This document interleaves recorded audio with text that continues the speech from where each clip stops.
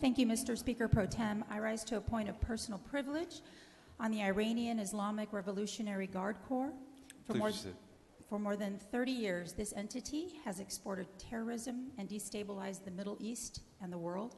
I would ask that the reader read the proclamation. A proclamation to urge the United States government to confront the main source of international terrorism sponsored by the government of Iran and designate Iran's Islamic Revolutionary Guard Corps, IRGC, as a foreign terrorist organization responsible for the deaths of hundreds of members of the United States Armed Forces in Afghanistan and Iraq, among other places.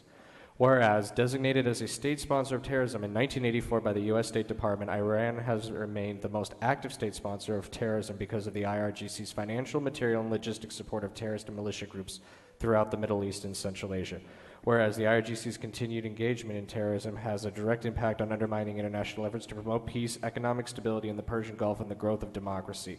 Whereas, according to the chairman of the Joint Chief of Staff, General Joseph Dunford, the IRGC is responsible for the deaths of more than 500 members of the United States Armed Forces in Afghanistan and Iraq, included by providing improvised explosive devices, IEDs, and explosively formed projectiles, EFPs, to terrorist Shia militias in Iraq intended to target U.S. military forces.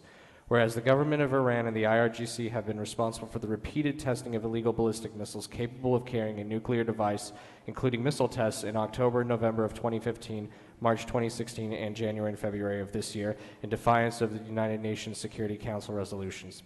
Whereas the IRGC is complicit in the ongoing slaughter of the people of Syria as it maintains support for and seeks to preserve the regime of Bashar al-Assad, with its responsible for hundreds of thousands of deaths and millions of displaced citizens of Syria. Whereas the IRGC has long been suspected of being behind the Qing killings from the 1988 to 1998, where over 80 Iranian intellectuals and dissidents were killed.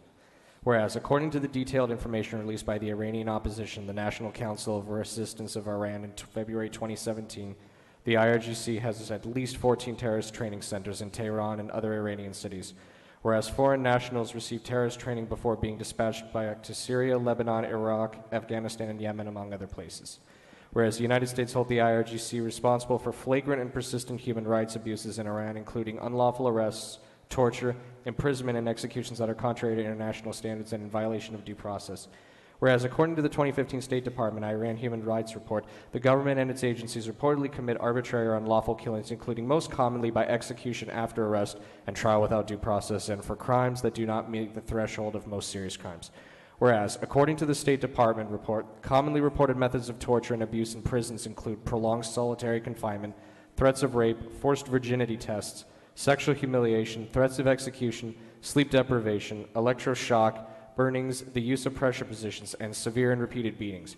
Whereas the IRGC threatens the national security of the United States, American nationals, as well as the United States and its allies. Now, therefore, be it proclaimed by the Arizona House of Representatives that the House condemns the IRGC and the government of Iran for their actions in supporting and funding terrorist groups in the Middle East and beyond, and denying involvement in said groups' actions, and urges the U.S. government to publicly condemn such actions and designate the IRGC as a foreign terrorist organization as consequences for their support for violent terrorism.